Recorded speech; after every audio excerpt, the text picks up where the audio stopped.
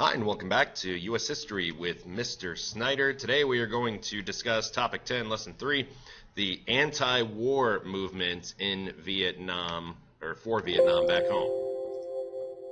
So President Johnson obviously sends upwards of 550,000 troops to Vietnam in order to win the war, but the casualty list keeps growing and victory seems further away with each passing year. Soldiers dying in Vietnam, the hawks and doves arguing at home for and against the war. The Vietnam War opens up a deep emotional rift in American society, and after the war ends, which we'll talk about next time, it would take years for the country to heal itself. So in order to garner enough troops, the United States institutes a draft, and the selective service system is put into effect. But critics argue that this draft is not fair at first because it grants deferments, and a deferment means you don't have to go. For college students and men who worked in predominantly white occupations, so middle and upper class whites, mostly don't have to go to Vietnam at first. It's just anyone who can't afford college and people who work in other jobs that aren't predominantly white. The protest of this led to the elimination of deferments for married men, graduate students, and eventually all college students.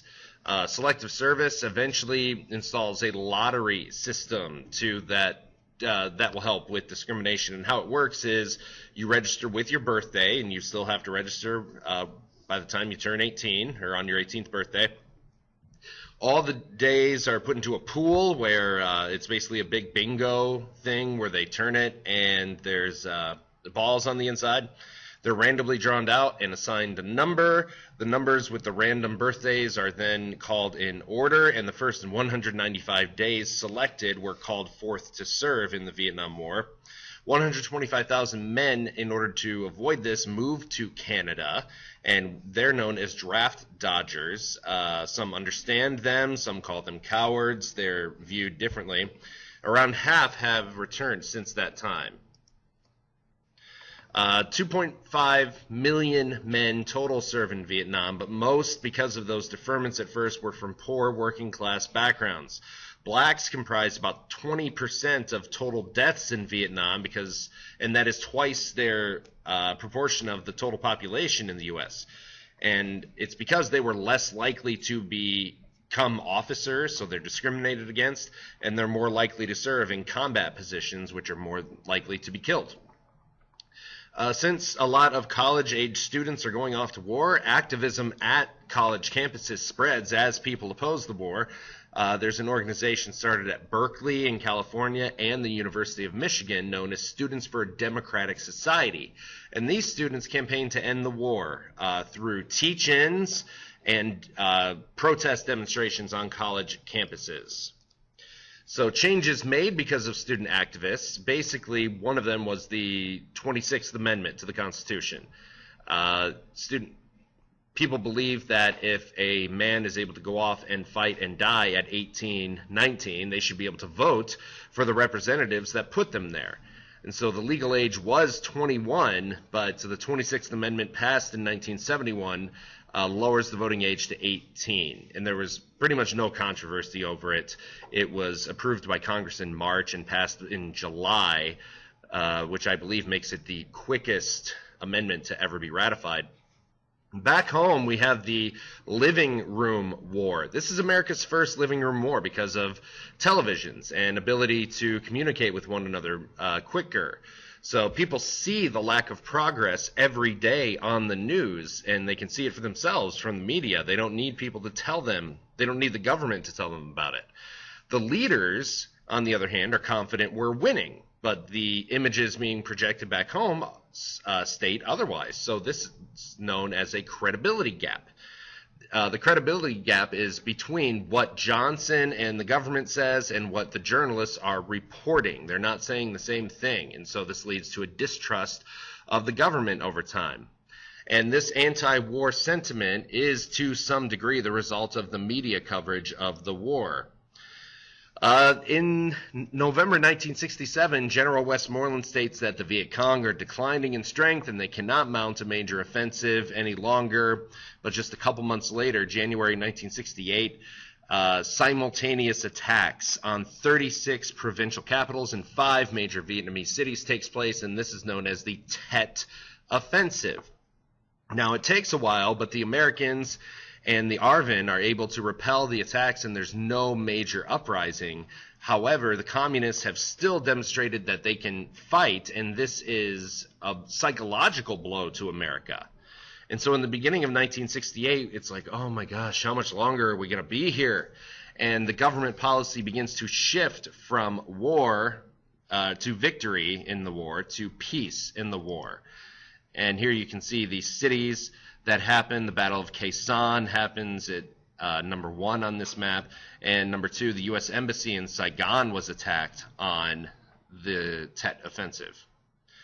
So the policy begins to shift from victory to peace, like I said, because more and more Americans are turning against the war after the Tet Offensive. After the Tet Offensive, both Eugene McCarthy and Robert Kennedy, 2 anti-war candidates, announced their candidacy for the presidency. And they believe the war needs to end because it's draining away resources from stuff we need to worry about at home, like the economy and discrimination and poverty. And then finally, on March 31st, 1968, Johnson announces that he is going to seek a negotiated settlement to the war. We're going to limit our bombing campaigns, and he also announces that he will not seek re-election in 1968, which stunned Americans because the sitting president normally is automatically assumed to be the nominee for their party so that they can win re-election. But Johnson is just so unpopular because of the war that he puts the Democrats first, and he says, I'm not going to run again. Let's get somebody who's more popular than I am, and we can get them into office. And then later on in 1968, that same week, Martin Luther King is assassinated, and later in June, Robert Kennedy is assassinated after winning the California Democratic primary.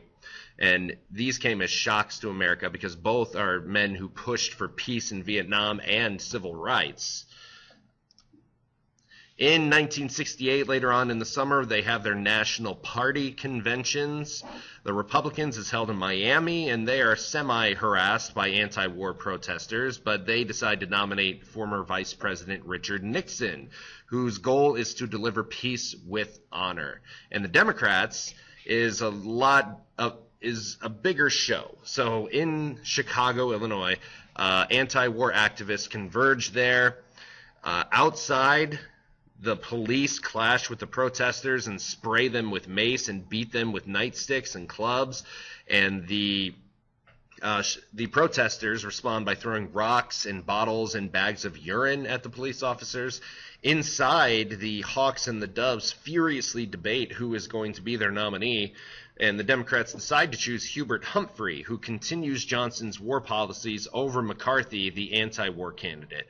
And all of this is being broadcast on TV, so it shocks Americans to see such violence at the Democratic convention. So in the election of 1968, Richard Nixon wins because he appeals to the silent majority. And it's those Americans who did not protest, who weren't hippies, who just tried to go about their daily lives and live their lives normally. He appeals to them. And again, he wants to achieve peace with honor in Vietnam, so he promises to begin withdrawing troops as soon as possible, and he does begin to de-escalate the war. Hubert Humphrey was hurt by the third-party candidacy of George Wallace, who wins 5 southern states because of the white backlash against the counterculture and civil rights. So these racists in the South are voting for George Wallace as sort of backlash against all of the societal change of the 1960s. And he hurts Hubert Humphrey. He drained votes away from Nixon too, but he drains more votes away from Hubert Humphrey, and Richard Nixon becomes the president in 1968 and will begin de-escalating the war the next year when he takes office. That's all I have for you today on the anti-war movement. Fill out your learning targets, and I'll see you back here in class. Bye-bye.